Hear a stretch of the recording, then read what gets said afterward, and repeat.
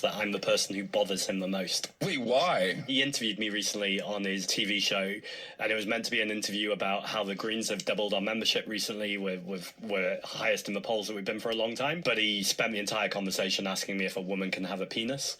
And I met him back with the same robustness he gave me, and I just accused him of trying to distract from the inequality in our society and the deep poverty and the elites and multimillionaires and billionaires basically sucking up our property, our assets, and taking our power and wealth.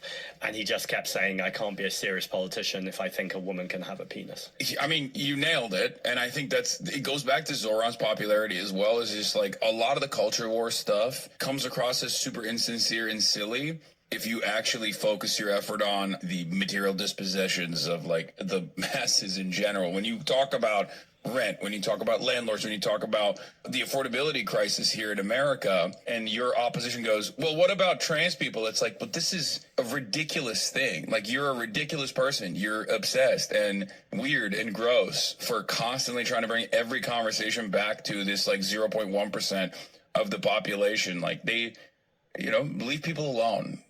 Leave them alone. And let's focus on the real issues that matter. And I feel like that is fairly effective.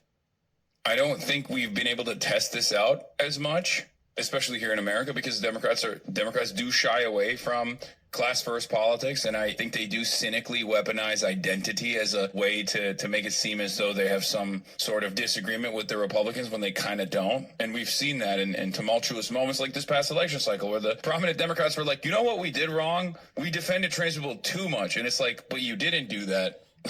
Like, they were like, oh yeah, we're going to win this election by being transphobic ourselves. It's like, no, that's not going to happen. You're going to win the election if you actually focus on the real bread and butter kitchen table issues and show how insincere and silly your opposition is by forcing them to constantly go back to culture war stuff.